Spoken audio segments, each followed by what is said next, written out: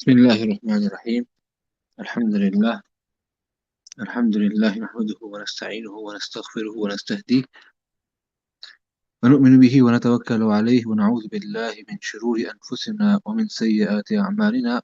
من يهده الله فلا مضل له ومن يضلله فلا هادي له، ونشهد أن لا إله إلا الله وحده لا شريك له، ونشهد أن سيدنا ومولانا محمدا عبده ورسوله، صلى الله تبارك وتعالى عليه وعلى آله وأصحابه وبارك وسلم تسليما كثيرا كثيرا. أما بعد.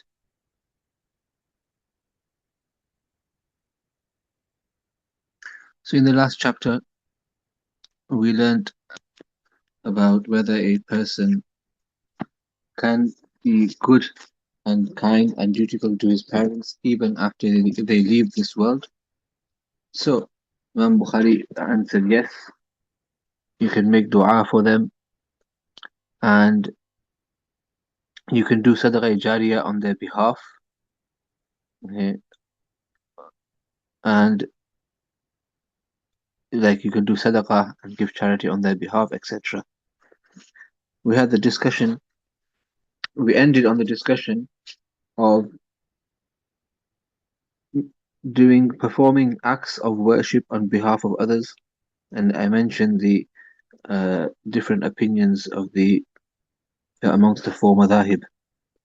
That Imam Shafi'i did not allow it, but the others did allow it. Imam Malik rahmatullahi alayh allowed it with some detail. So Imam Shafi'i rahmatullahi alayh cited a verse, وَأَن لَيْسَ لِلْإِنسَانِ إِلَّا مَا سَعَى, the translation of which is that a person has nothing except for his own work, his own effort. So from the Imam Shafi'i rahmatullahi alayhi said that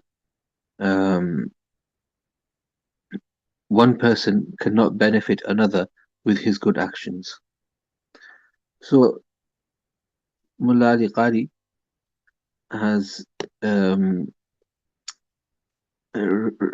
referenced a scholar called Abdul Wahid al-Maqdisi al-Hanbali and Maqdisi, and from there he's taken 5 possible explanations for this verse, because the verse, the apparent wording, is often quoted by people to prove that you can't pray Quran or do zikr or perform salah on behalf of another. Okay, and one quick clarification: when I say salah on behalf of another, you can pray a nafil salah on behalf of another and hope for the thawab to be transferred, but you can't fulfill the duty of another in terms of salah or sawm. So if somebody missed salah in their lifetime, you can't pray on their behalf. Or if somebody missed fasts, you can't fulfill those fasts on their behalf. But you can keep a nafil fast or a nafil salah and pray for the ajr to go to them. So niyabat, doing a worship on behalf of another, is not allowed. So I should have been more careful with my choice of words. But performing an act of worship and then giving or asking Allah to give the reward to that person, this is permissible. So this is an important difference to bear in mind. So how does Shaykh Abdul Wahid al-Maqdisi al-Hanbali explain this ayah? He says the first possibility is the ayah وَأَن لَيْسَ لِلْإِنسَانِ إِلَّا مَا سَعَى is mansukh. What that means is, initially Allah subhanahu wa ta'ala revealed that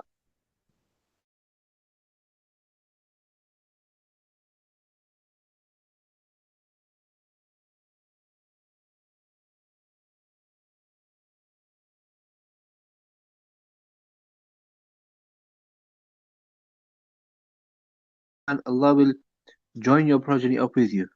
Sometimes it may happen that a person is very pious and he will have a higher Jannah, and his children or his family members are in a lower Jannah. So Allah won't let them be separate in Jannah, and what He will do is the lower level one, Allah will put them up higher with the higher family members. This is Allah's mercy and Allah's rahmah. You didn't have to do this. So this shows that one person can benefit from the actions of another. So this is why one ayat renders the other one mansukh. There are other explanations. Number 2, he says that this is specific for the previous ummahs, like the ummah of Ibrahim and Musa alayhi salam. Because if you read the context of the ayah, it's referring to the story of Ibrahim alayhi salam. So it's specific to their ummah. And on this ummah, thanks to the blessing of Rasulullah sallallahu alaihi wasallam, there are many special rulings and special features for this ummah which other ummahs did not have. So one of them is that we can benefit each other with our actions as opposed to previous ummahs. The third possibility is this is talking about Iman. This is talking about a kafir. That a person who dies as a kafir, then he cannot be benefited by the actions of another because he didn't have Iman, and Iman is the first condition for acceptance of A'mal. It's just as a non-Muslim, a non-mu'min cannot benefit from their own actions in the hereafter, they will not benefit from the actions of others either. Number four, the fourth answer given is that this ayah is talking about min tariq al-adl, that this is the ruling which is fair. It's only fair that each person should only benefit from his own action. But if Allah subhanahu wa ta'ala, through His grace and His kindness and His mercy, chooses to allow one person to benefit from the action of another, then that is Allah's prerogative. Allah has every right to do so. And the final answer given is that the lam lil insani is the meaning of ala, which means that nothing, only your own actions can be held against you. Somebody else's actions will not be held against you. You are not responsible for the actions of another. And then they mention other examples in the Arabic language where sometimes the letter or the particle lam comes in the meaning of ala, but we don't need to go into those examples. That's a grammatical discussion. So that's just concluding the last chapter because that mas'ala wasn't fully discussed. Now we move on to the next chapter.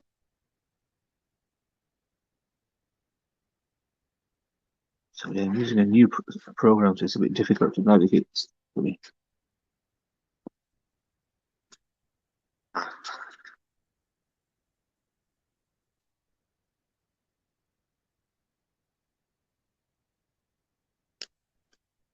Maulana Salman, I don't know why this presentation is lagging.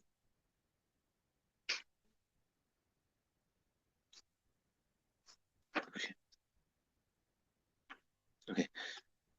So we're on hadith number 40.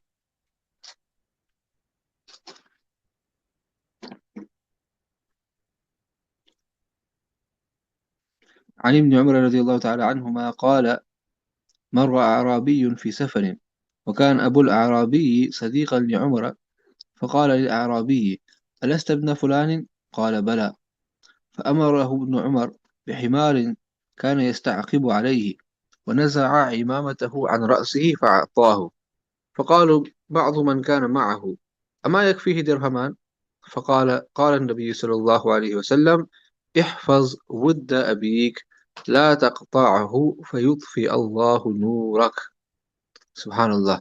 In the previous chapter, in the previous ahadith, it was mentioned that a person should be good and kind to his father's friends, and that is in a way fulfilling the right of the father.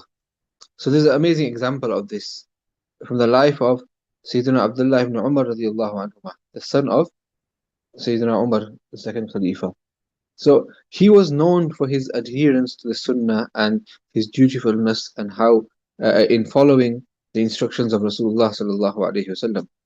So much so that when he would travel from Mecca to Medina or back, he remembered exactly where Rasulullah sallallahu alaihi wasallam would take a break or took a break on his journey, and he would take a break at the same place even if he wasn't tired. So much so that he even remembered where Rasulullah sallallahu alaihi wasallam relieved himself. And when he reached there, even if he had no urge, he would stop and he would, you could say, visit the bathroom as it was at that time, and then even if though he had no urge, and then he would carry on, do wudu and carry on traveling. So this is how adherent he was almost literally he would try to follow every single sunnah or practice of Rasulullah sallallahu alaihi wasallam. So it says that Abdullah bin Dinar reports that Abdullah ibn Umar radiallahu anhuma was on a journey. He passed by a Bedouin whose father was a friend of Umar radiallahu anhu. Okay, so this is not even Umar radiallahu anhu's friend. This is the son of the friend of his father, Umar radiallahu anhu. The Bedouin asked him, "Are you not Umar's son?" He said, "Yes, indeed." Ibn Umar radiallahu anhuma then gave instructions that the Bedouin be given his own donkey, which he occasionally rode. Okay? Sometimes what they would do is they would have a camel, but then they would also have a donkey with them. So if you get tired of riding on the camel, you can ride on the donkey. Even the donkey moves a bit faster, it's a bit easier to ride. But obviously, you can only ride it for short distances. Camel is better for longer distances. So he would alternate between the two. So he gave this donkey as a gift. He also took his turban off his head and gave it to the man. Subhanallah. This is really a sign of honoring someone. When the Arabs want to honor someone and show them respect, they say here, you can have either remove their own turban from their head and give it to them. So this was a way of honoring somebody and showing respect. So this Sahabi, Abdullah ibn Umar, is showing this level of respect to a Bedouin. Some of his companions wondered, would not a couple of dirhams have been sufficient? They objected that, he's not some prince, he's not the son of some senior Sahabi, he's just a Bedouin. Bedouins are very simple people, he would be happy with a couple of silver coins, a couple of dirhams. There was no need to give him so much. So Ibn Umar radiallahu anhu replied that the Prophet sallallahu alaihi wasallam said, "Maintain your father's friendly ties. Do not sever them, lest God puts out your light." Allahu Akbar. This is a very severe warning that if you don't take care of your father's relationships, your father's friends and his relatives. So, over here mention is of the word in Arabic is used of wudda abik. Wud means love. It could be read as with as well, which means friend. But wud means friendship, love, affection. So take care of those who your father had affection for. Right? So this means his friends and associates, but even more so, بطريقة أولى we could say, even more so, your father's relatives, your father's brothers, and your cousins from your father's side. And then the same for your mother's side as well, even though father is mentioned here. So, for friends and relatives of our parents, we must have, keep some good relationship with them for the sake of their connection with our parent. Our Hazrat Shaykh Maulana Yusuf Mutala rahmatullah alayhi, I just remember he used to say कि ये निस्बतें बड़ी कीमती हैं. In Islam, connections have huge value. If something is connected to something, then that also gains value because of that connection. Yeah? As students, we are often told by our asatidha, by our teachers, that anything connected to ilm should be respected. Okay? We respect ilm because it's connected to the deen of Allah subhanahu wa ta'ala. It's from Allah subhanahu wa ta'ala. But then even the books where the ilm is written, and the tables where they are placed, and the pens that we use to write them, and the classroom where we sit to learn, these are all things that we should love and respect because of their connection to the ilm. But this is what we are told that in our deen. And there are other examples for this, that when something is connected to something respectable, it should be respected as well. When something is connected to something that we have to show love to and be kind to, then those things, connections, should also be treated in a similar manner. So, you must maintain ties with your father's friends or with your father's beloved ones. And then the warning, do not sever them, don't break those ties. فَيُطْفِئُ اللَّهُ نُورَكَ. Allahu Akbar. Otherwise, Allah may put out your light. Allah may extinguish your nur and your light and put it out. What is meant by light? There are two possibilities. One is the nur of Iman in a person's heart. Yeah, that in the Quran, Allah Ta'ala said, جَعَلْنَا لَهُ نُورًا يَمْشِي بِهِ فِي الْأَرْضِ. That for certain people, Allah puts a light in their heart and they walk around with that light.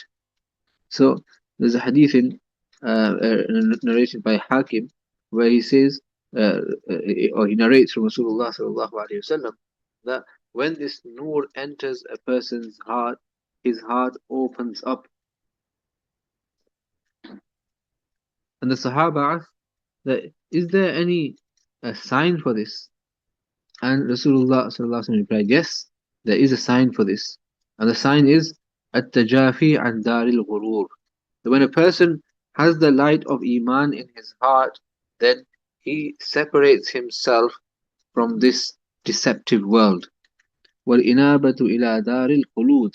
And instead he turns his attention towards the everlasting hereafter. وَالْإِسْتِعْدَادِ لِلْمَوْتِ قَبْلَ نُزُولِهِ. And he begins to prepare for death before its time. So when a person has the nur of Iman in their heart, then they begin to prepare for the hereafter and they turn away from this dunya. So this is the nur of Iman referred to in the hadith. So it's possible that this hadith is referring to that nur, that the nur of Iman is removed.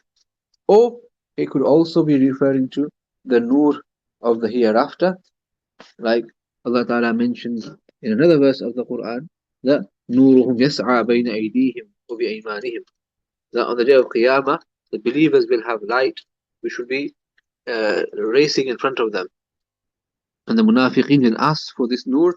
They will be told there's no nur for you today, so there's no light for you on this day. So it could be referred to that nur, and it's possible that it refers to both nurs, because whoever has the first will have the second as well, inshallah. So therefore, it's a very serious warning that you will lose the nur of Iman in this world and or in the hereafter. The next hadith says, عن ابن عمر رضي الله عنهما عن رسول الله صلى الله عليه وسلم قال إن أبر البر أن يصل الرجل أهل ود أبيه. That the highest form of dutifulness is when a man maintains good relations with the people his father loved. Meaning, if a person is so respectful and so dutiful and so good to his parents that he even loves the people that his parents loved just because his parents like them, then certainly he will be dutiful to his own parents. Eh? If he's good to his father's friends, he must be good to his father as well. Okay? So that's what it means. That sometimes, we all love our father. Sometimes our father has a friend who we don't really like. Maybe he has some annoying habits or something about him we don't like. But we be good to him and respect him just because this is my dad's friend, and for that sake, I'm not going to be bad to him. So this shows how much respect that person has for his father. If he loves his father that much, how much do you think he's going to love? If he respects his father's friend that much, then how much do you think he'll respect his own father? So this is the highest form of dutifulness to one's parents.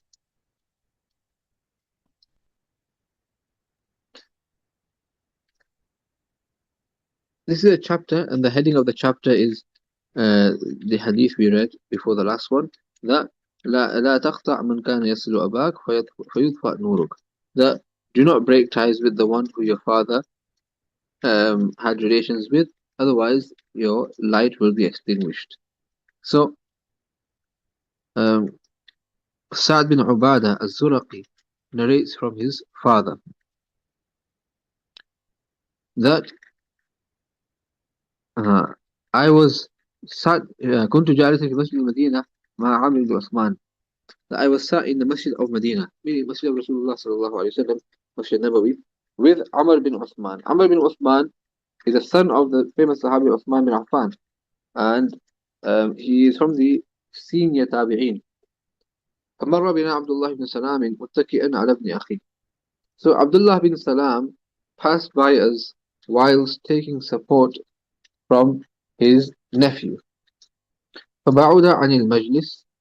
So he moved away from our place where we were sitting, our gathering. He passed by us. And then ثم عطف عليه. He turned he turned his direction back towards the gathering.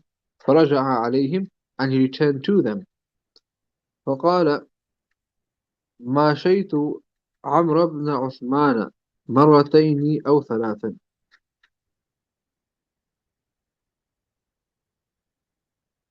Sorry, this is ماشيت here. In the translation, it's translated as ما شئت. So I believe there are two separate nuskhas here. But we'll go according to the translation because that's how I have it. In Fadlullah Samad and the other kitabs, it says Ma Shi'ta. Ma Shi'ta, Amr ibn Uthman. Meaning, do as you wish, O Amr ibn Uthman. If it's Ma Shi'tu, I have walked along with Amr ibn Uthman. And he said this 2 or 3 times. فوالذي بعث محمدا بالحق صلى الله عليه وسلم. I swear by Allah who sent Muhammad صلى الله عليه وسلم with the truth. إنه لفي كتاب الله. It is in the book of God.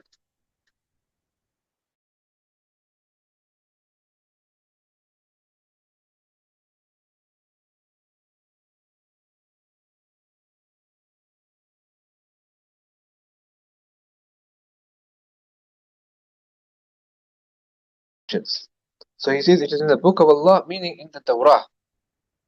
لا تقطع من كان يصل أباك فيطفأ بذلك نورك. Do not cut relations with those who had ties with your father, otherwise your light will be put out. So the same narration, but Abdullah bin Salam says this is also written in the Torah, and Ibn Umar radiallahu anhuma narrated it from Rasulullah sallallahu alaihi wasallam as well. So both are correct. Babul wuddu yutawarith. That a affection and love is inherited. What meaning of this is that if your father loves somebody and your father passes away, then you should inherit that love and therefore show that love to them. Okay, and in some narrations or some versions of the same narration, it says that love and hate are both inherited. So what that means is this is natural. That if the parents love something, then their children will also develop love for that. And if the parents have hatred for something, then the children will also develop hatred and dislikedness towards that. So therefore, as parents, we should be very careful of what we show love for, what we display love for. We see many times if the father supports a certain football team or certain sports team, the children support the same team. If the father has interest in certain things, the children will develop the same interests. So we should show them love for Deen, love for the Quran, love for the Sunnah, love for Ahlullah, love for scholars and ulama and pious people, good people, and love for good actions. If we display this to them, then they will also develop love for those things. They will inherit that love from us. But as parents, if we show dislikedness and hatred for these good things, and instead we show love for wrong things, then they will naturally develop love. They will develop that same love for things which they shouldn't be loving, and they will uh, go on the wrong path as a result of that.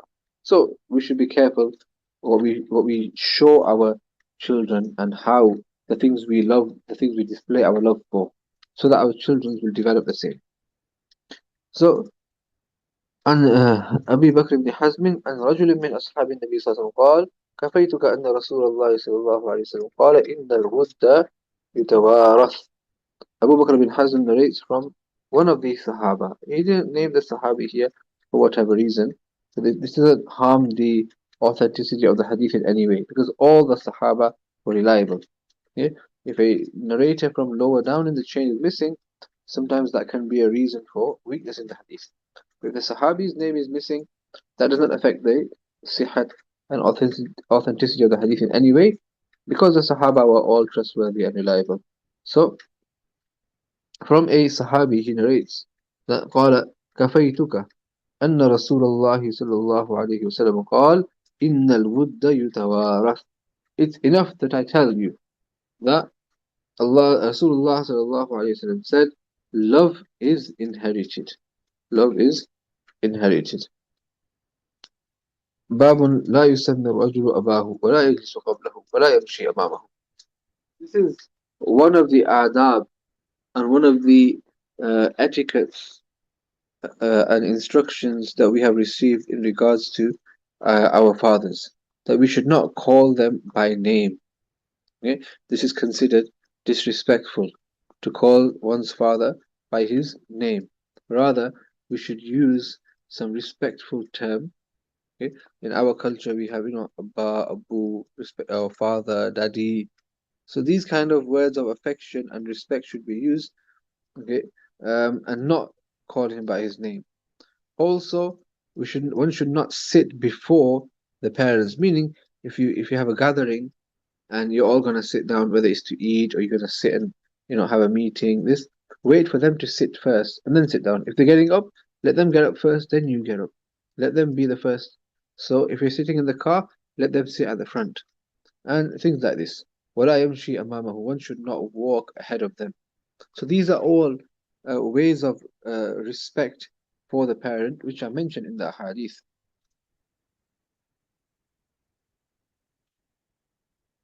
Hisham bin Urwa narrates from his father, Urwa bin Zubair, or otherwise, أن أبا هريرة رضي الله عنه أبصر رجلين.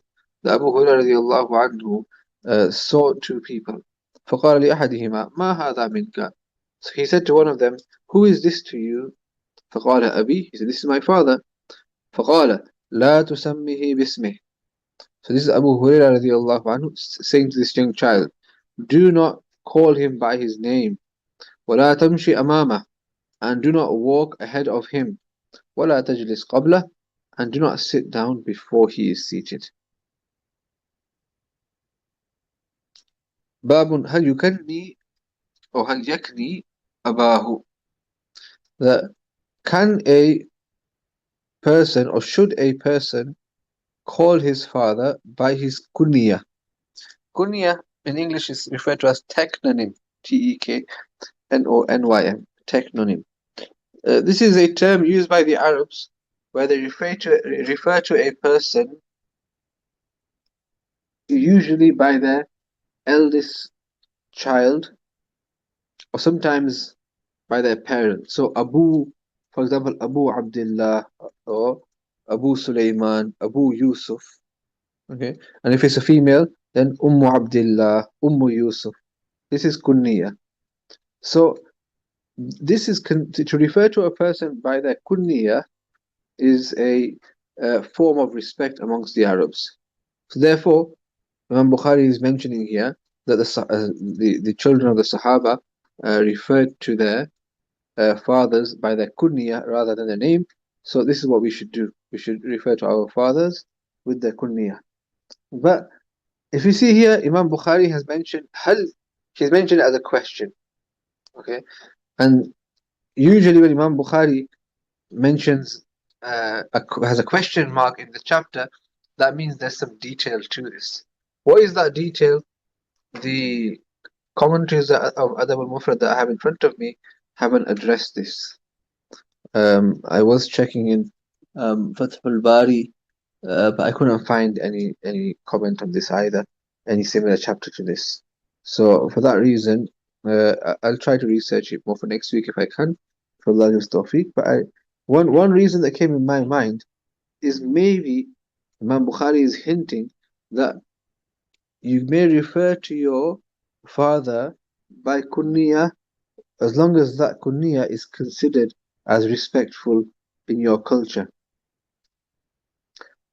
Or he may be hinting that it's not necessary that you use the kunya, because the purpose of the kunya is respect. So any term which is respectful can be used. Okay? Wallahu a'lam. This is what comes to my mind. If it's true, then it's from Allah. And if it's wrong, it's from me and shaitan. But the purpose is not the kunya. The fact is that the Arabs considered kunya to be respectful, that's why they use the kunya. So we should use whatever terms are respectful in our according to our culture and our norms.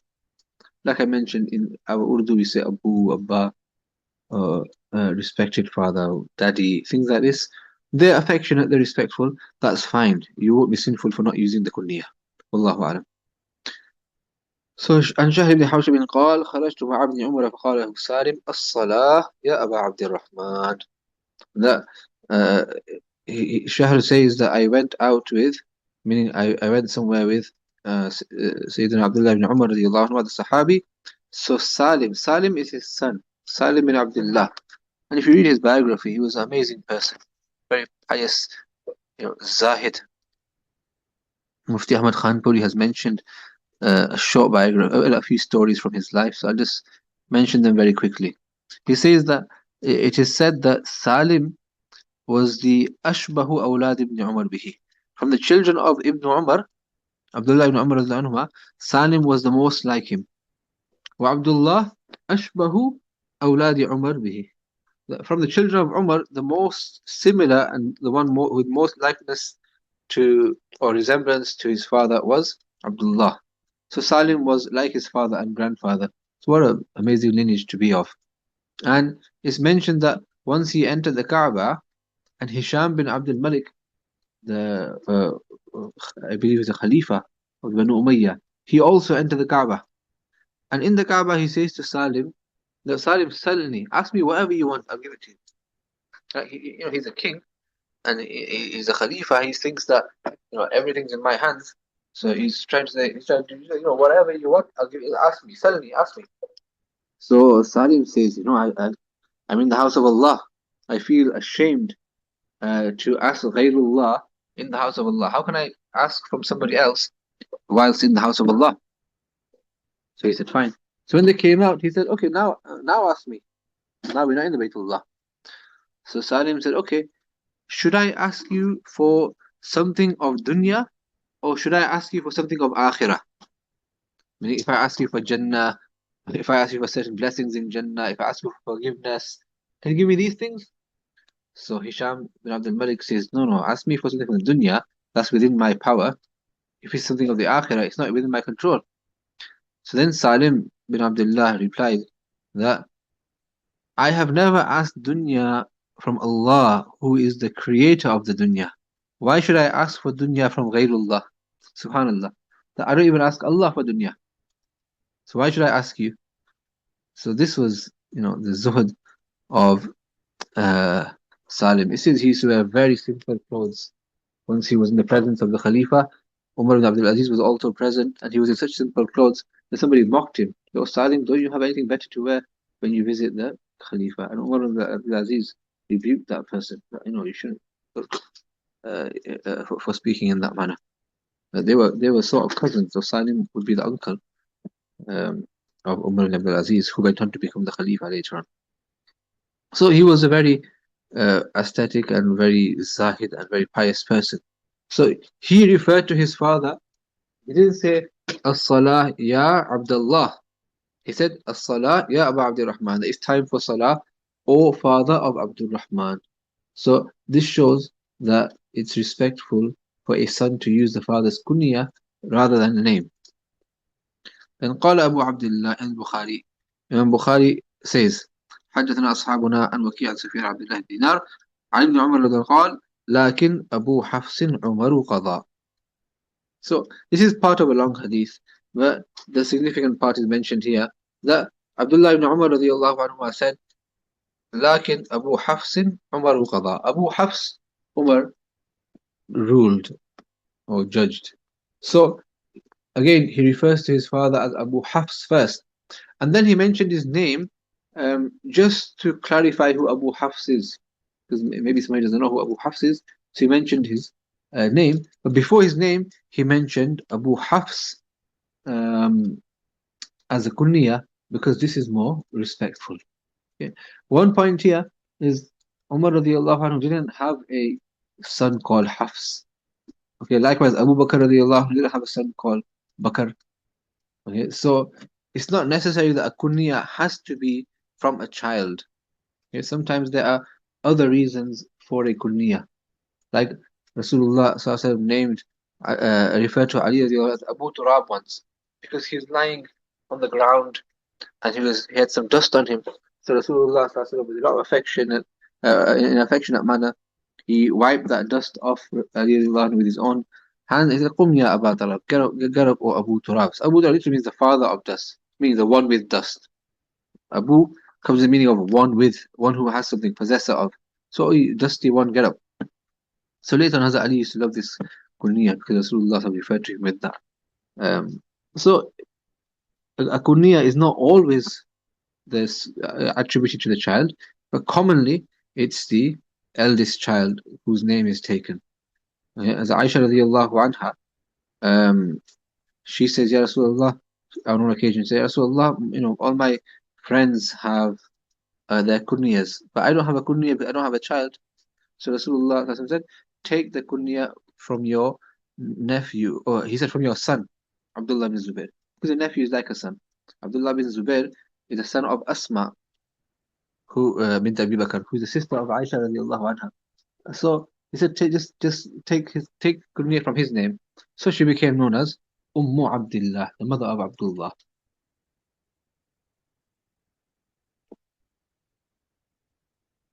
That's 46. Now we are at hadith number 47. Babu wujubi silatir rahim. So Alhamdulillah, with hadith 46, we have come to the end of the section of one's relations with one's parents, okay, one's mother and one's father. And now Imam Bukhari rahmatullahi alayhi talks about one's relations with his relatives in general, so his wider family. That includes his brothers and sisters and grandparents and uncles, aunties, nephews, nieces, cousins. These are all included in there, all blood relations that we have instructions to be good to all our family members. So, and he says it's wujub, is wajib. Silatul Rahim is wajib, is an obligation. Okay, the minimum of Silatul Rahim is salam. That if you see a relative, you do salam to each other, you greet each other. And then, you ask how they are doing, you make sure they're doing well. If they have an occasion of happiness or sadness, weddings, funerals, etc., if they have a child born in their family, something like that, or any difficulty, any problem, then you share that with them. Yeah, you share them. If it's a good thing, you share the happiness. If it's something sad that's happened, then you console them, and you try to help them. If they are in need, if they are in some difficulty, we try and remove that difficulty and help them.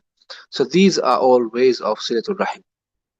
Ulama have written so much that if a relative is far away, then once in a while you should write a letter to them to do salam and see how they are.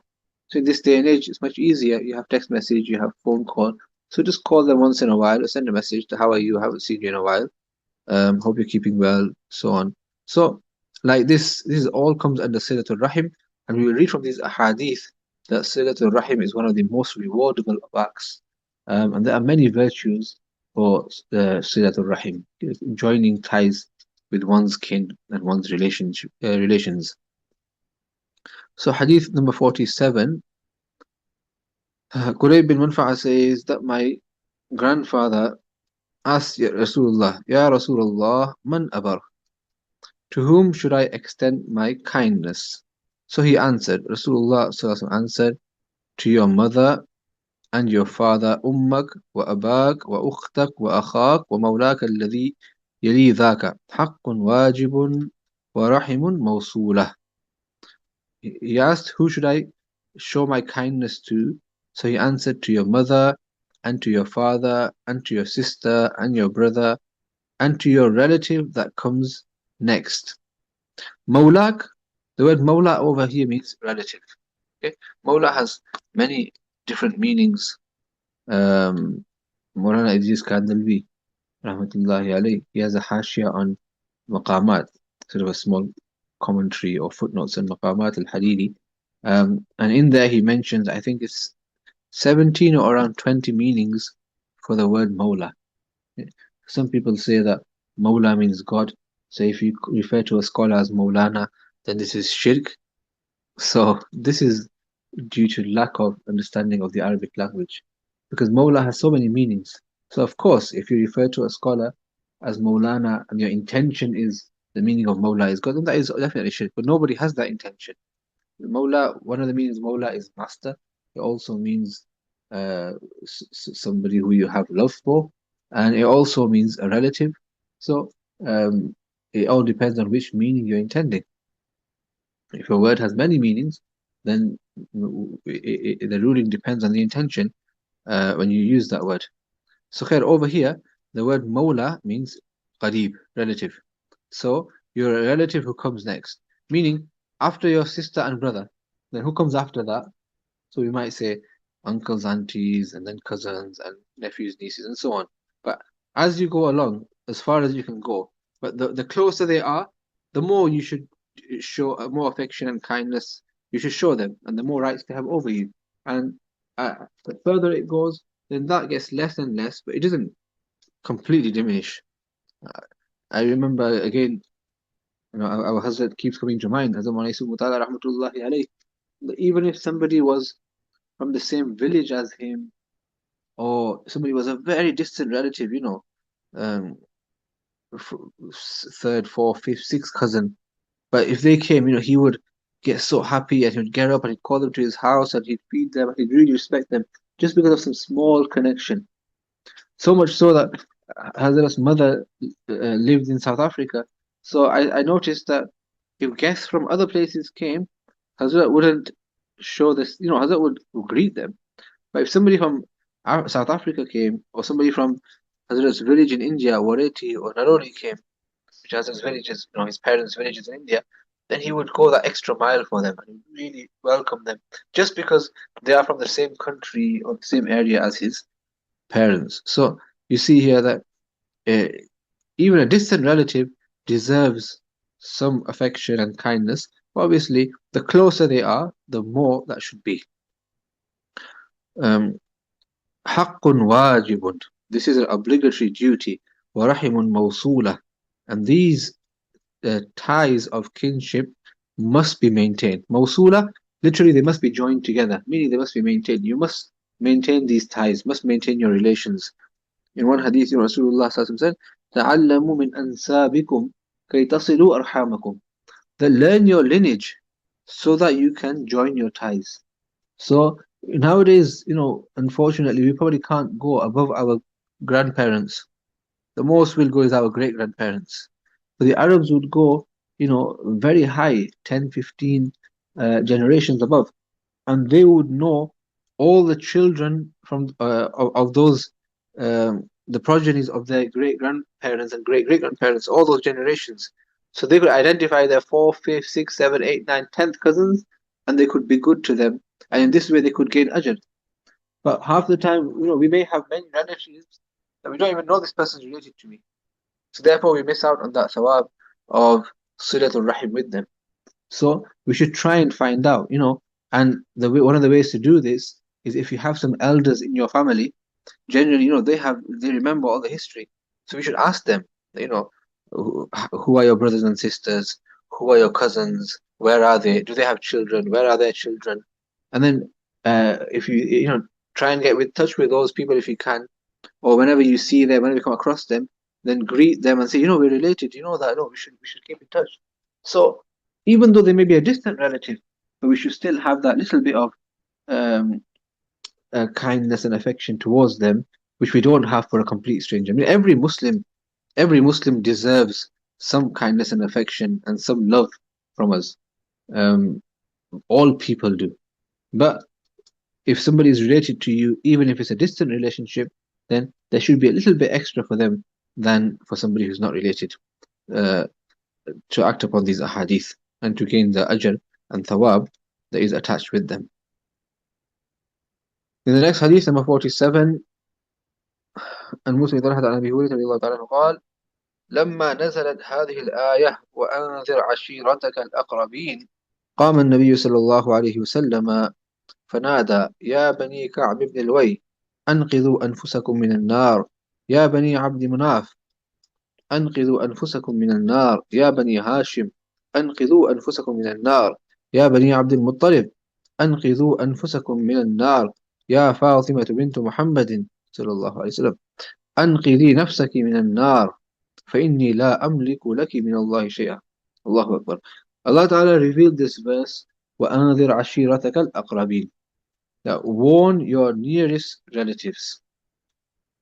Initially, when Rasulullah SAW was sent as a prophet, he practiced in secret, and just a few Khadija, Ali, and Abu Bakr radiallahu anhu ajma'in. Few handful of people believed that he were very close, people of his household. But when this verse was revealed, then he extended the da'wah. So da'wah progressed in stages. He extended the da'wah to his whole tribe and his family, yeah, as you can see from this hadith. And then, sometime later, another verse was revealed, فَاصْدَعْ بِمَا تُؤْمَرْ وَأَعْرِضْ عَنِ الْمُشْرِكِينَ. So when this verse was revealed, then Rasulullah ﷺ made an open announcement to everyone. So the da'wah was also developed in stages. There's hikmah behind this from Allah subhanahu wa ta'ala, and there's great wisdom in this. So when this verse was revealed, Rasulullah sallallahu alayhi wasallam stood up and he called out, O Banu Ka'ab bin Luway, save yourselves from the fire. O Banu Abd Munaf, save yourselves from the fire. O Banu Hashim, save yourselves from the fire. So he's coming down, getting more specific. O Banu Abdul Muttalib, save yourself from the fire. And then, O Fatima bint Muhammad, Fatima, you're my daughter, but you also save yourself from the fire. I cannot save you if God determines otherwise. Okay? Maybe the purpose of addressing Fatima, radiallahu ta'ala anha, is to open the eyes of others. She believed in him anyway. There's no question that she would not. But number one, to fulfill his duty. Okay? Because Allah Ta'ala had given Rasulullah sallallahu alayhi wasallam an instruction, so he wanted to fulfill that instruction and that hukam to the best of his ability. And of course, who is closer than him than his daughter Fatima? So he's specifically addressing her that, look, I'm fulfilling Allah's command. But also, this is an eye-opener for the others. That if my own daughter must believe, otherwise she will not be safe from Allah's punishment, then don't think that you can stay in kufr and that on the day of Qiyamah I'll come there to help you. As long as you have the kalima, I'll help you.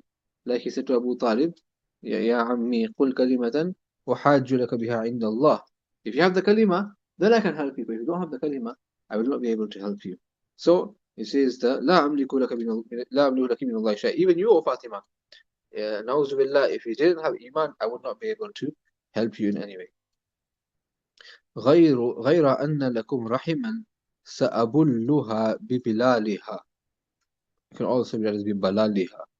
That, however, you have ties of kinship with me, and I shall maintain these. Okay, abullu means to wet something, to water. So you as you water ground, you water the ground or you water plants, and then they grow. So in the same way, I will water our relationships, meaning I will work hard on them, and I will do whatever I can to fulfill them. That I'll keep the ties with you, even if you don't believe in me. I will keep ties with you in this dunya and do whatever I can in that sense. But in the hereafter, I won't be able to help you if you don't die on Iman. So over here, Rasulullah SAW warned his own family, and he said that I have some relationships with you, and for that sake, I will always join those relations, and I will always be good to my relations.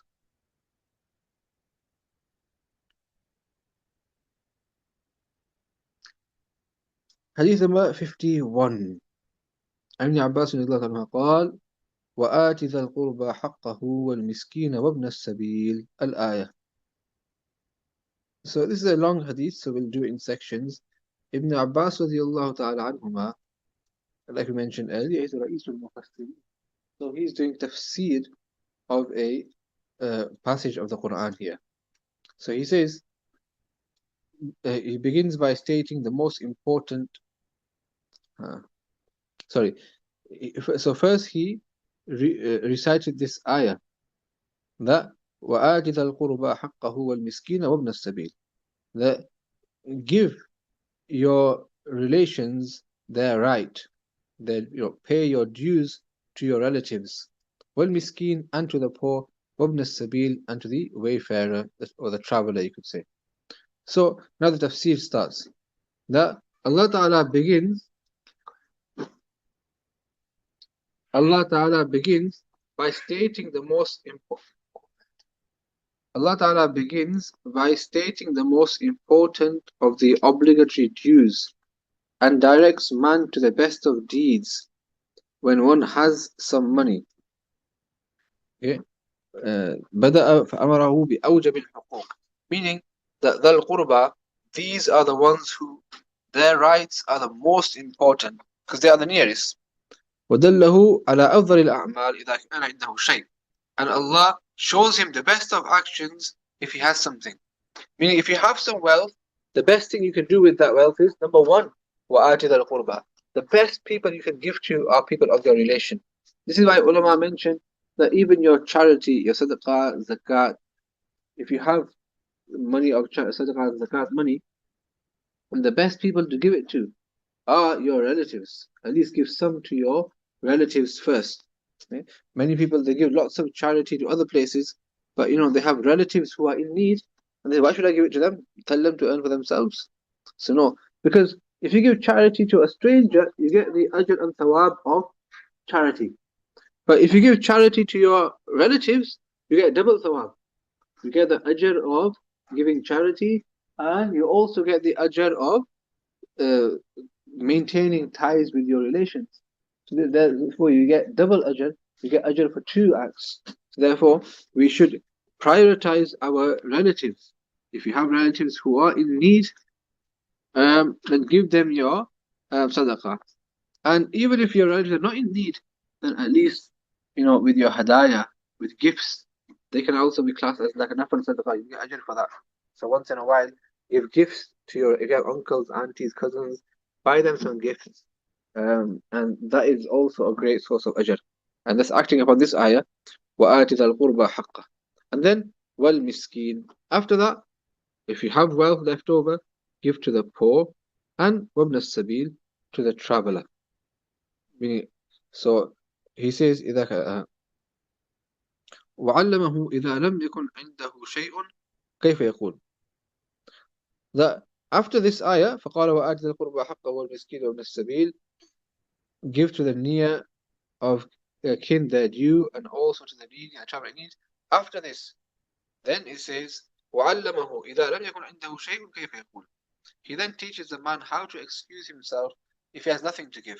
Meaning, if you don't have anything to give, and one of your relatives asks you, they phone you and they say, look, man, I owe this money, or I'm really in need, I'm struggling, can you please help me? Don't say, oh, don't you know I'm struggling myself, I've got bills to pay too. Why are you ringing me? Can you not find anybody else to ring? No, don't talk in a harsh way. Rather, what should you do? وإما تعرضن عنهم ابتغاء رحمة من ربك ترجوها فقل لهم قولا ميسورا.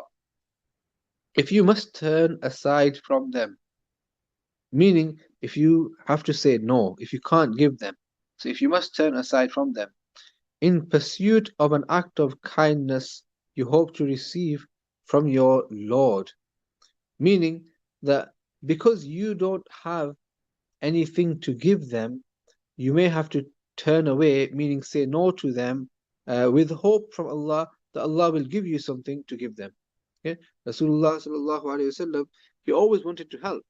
Sometimes if he couldn't help, he would have to say that I'm sorry, I can't help you. But at the same time, he would have hope that Allah, when Allah does give me, then I will give them some. So what should you say? فَقُلْ لَهُمْ قَوْلًا مَيْسُورًا. So if you can't give them anything, then at least speak to them kindly. At least speak to them kindly. So this is the ayah. The tafsir is عِيدَةً حَسَنَةً كَأَنَّهُ قَدْ كَانَ. That in the form of a good promise. كأنه قد كان ولعله أن يكون إن شاء الله. Like saying that God has given and will give if He so wills. So don't turn them away and scold them and shout at them for asking you. Rather say, though Allah has given us in the past, inshallah, when Allah gives again, then I will give you some.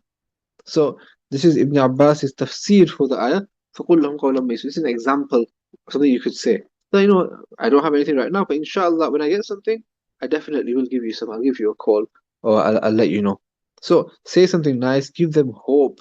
Don't just turn them away despondently.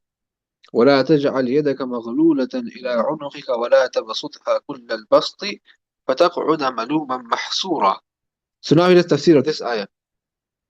لا تعطي شيئا ولا تبسطها كل البسط، أي تعطي ما عندك فتقعد ملوما يلومك من يأتيك بعد ولا يجد عندك شيئا محسورا قال قد حسرك من قد أعطيته. So the translation of this now is, the verse is, do not be miserly, allowing your hand to remain shackled to your neck. So Ibn Abbas, the tafsir, this means giving nothing to anyone. So Allah Ta'ala is teaching, giving an instruction to Rasulullah sallallahu alaihi wasallam, and by extension teaching us that don't be so stingy when it comes to giving. And the parable, the metaphor given is that don't have your hands tied to shackled to your neck. Meaning don't be completely tight-fisted where you don't spend anything at all and you just save, save, save. Don't do that. So don't be miserly, not giving anything. At the same time, وَلَا تَبْسُطْهَا كُلَّ الْبَسْطِ, nor should you stretch it out fully to the utmost limit, meaning giving all that you have. That when you get some wealth, don't just give it all out in charity. Okay? I mean, sometimes Rasulullah did do this, and many Sahaba did do this because they had the capacity, because this is ma'lul bil illah. The illah is coming next. The reason why you shouldn't do this is coming. And because they weren't affected by this, it was okay for them. But so basically, if you can handle it, it's fine. But most people can't handle it. That's why the ayat is saying that don't just give everything away, but don't be so generous that whatever comes, you just give it all out. Why? What will happen after that? So no stretch it out fully to the utmost limit, giving all that you have. What's the ayah? فَتَقْعُدَ مَلُومًا مَحْسُورًا, lest you find yourself blamed. Maluma, meaning by some other needy person who seeks your help but discovers that you have nothing. Meaning, it shouldn't happen that you receive a lump sum of wealth, you just give it all to one charity, and then when somebody else comes to ask you, you say, oh, sorry, I've already given it to them, I don't have anything now. So then you become malum, you become blamed, meaning that person will say, so why did you give it all to that person? Why do you save some for me? Okay, like, I don't know, some of you are in different parts of the world. Over here in the UK, alhamdulillah, we have this system where many people from different countries come for charities, and they stand in the masjids and make an announcement, and then people donate, and that's one of their ways of collection. So we advise people at the beginning of Ramadan, especially, that throughout Ramadan, different people come from different countries. So give a little bit to everyone. Otherwise, in the first of Ramadan, you get excited, you give everything you have to one person, and then another 29 come after that, and you say, I'm sorry, I've already given to one person. Don't let that happen. So try and distribute your wealth if you can. Okay, so don't just spend it all in one place, because then the one who comes after will blame you. That what kind of a person are you? Why did you give it all to one person? Why do you save some for me? Okay, so lest you find yourself blamed. فَتَقْعُدَ مَلُومًا. And then mahsura. Mahsura means or reduced to destitution. And the tafsir of Ibn Abbas is, the one to whom you gave what you had would have reduced you to destitution. Meaning you'll put yourself into difficulty. You'll put yourself into hardship by giving everything away, and then you won't have anything for yourself, you won't have anything for your family, then you yourself will be struggling. So don't make yourself struggle. Don't spend so much that you end up struggling yourself and you're not able to provide for your own family. So, keep enough for your own needs before you start spending on others.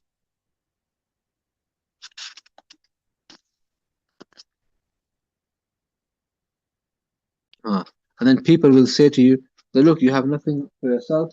Why did you give everything in charity? So This is a tafsir of the ayah, وَآتِ ذَا الْقُرْبَى حَقَّهُ وَالْمِسْكِينَ وَابْنَ السَّبِيلِ. And listen, وَلَا تُبَذِّرْ تَبْذِيرًا, as I mentioned here. That don't be extravagant, don't be wasteful in your wealth. We talked about extravagance in a previous lesson a few weeks ago. وإما تعرضن عنه ابتغاء رحمة من ربك ترجوها فقل لهم قولا ميسورا ولا تجعل يدك مغلولة إلى عنقك ولا تبسطها كل البسط فتقعد ملوما محسورا. Beautiful words of the Quran. Surah Al-Isra. The whole surah is so beautiful. So this is a short tafsir of this. And in the end, I just realized that I've gone over the time. So I apologize. May Allah Ta'ala accept our reading and may Allah give us tawfiq to act upon what has been said. وآخر دعوانا الحمد لله رب العالمين وصلى الله وسلم على سيدنا محمد وعلى آله وأصحابه أجمعين. Does anybody have any questions?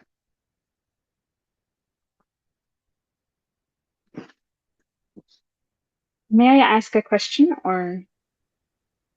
Yes, you may. Yes, Jazakallah khair. So, I just wanted to know if a person's, let's say they have an aunt or an uncle, like a, but they're, The voice is very muffled. I can't make out what you're saying. oh, sorry, is this better? Yes, that's better. Okay. Yeah, I was wondering about, if a person, had like a family member, like an aunt or an uncle, and their mother, gets would get angry with them if they spoke to them because this person is harmful, like they can actually harm you. Is that something you should? Is The that mother person gets you need to still continue? the mother gets angry. Why? Because. So there, let's say the mother's sister has Mm, harmed her, like she's harmed her multiple mm, occasions, and they're not practicing Muslim, unfortunately, but mm. they like physically harm and they financially harm where they steal, let's say, uh, would you still have to have ties of kinship with them as the son of the mother? So your mother's sister. It's a Yeah. difficult question. I don't know. I think I need to think about that before I answer it. Um. This is not for me, sorry. It's Yeah. so it's also for a son of a mom, like the So brother. yeah, and Allahu Alam. It depends. Obviously there's so many different situations. The first thing is if they have done wrong, then we should encourage the mother to try and forgive them. We should speak to them and explain to them what they've done wrong and try and reconcile. Ask them to apologize as well, or ask them to Hmm. acknowledge their mistake. Ask the mother to try and forgive them at least and come terms with them. And all of us, make them join their relation first, and then you can also join it easily.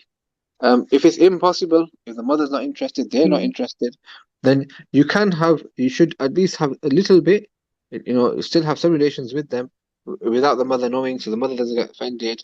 Like we said, the minimum is salam. So if you see them, if you just do salam, you ask how they are, even that is the minimum of silatul rahim. We're not saying that you take a cake Hmm. to the house every week or something, uh, but Yeah. at least have the minimum relationship with them.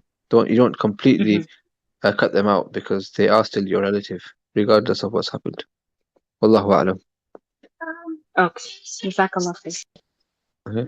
Was Imam Bukhari's son Ahmad or Abdullah? I'm not sure. I mean, he's known as Abu Abdullah, but I don't know. I'm sorry, I don't know that. We can check his biography. Wasn't Abu Hafs because of Hafsa? I'm not aware of that. I can check that inshallah, but in the books that I have, it just mentioned that it was Abu Hafs. I don't know. I'd have to look into that inshallah. Did we miss Hadith 49 and 50?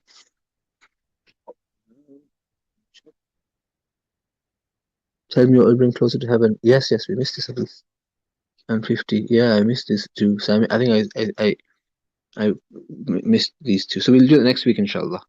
Inshallah, next week we'll start with 49 and 50, and then we'll continue.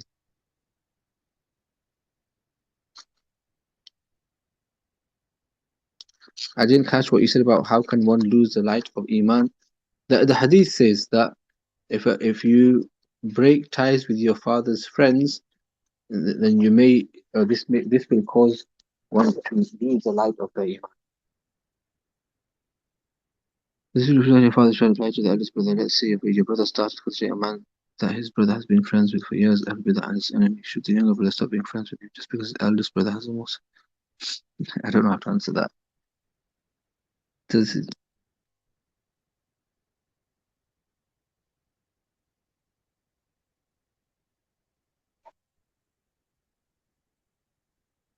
I'm not sure if that applies to the brother. Um, Allahu A'lam. I'm not able to answer that, so I apologize. Is that okay?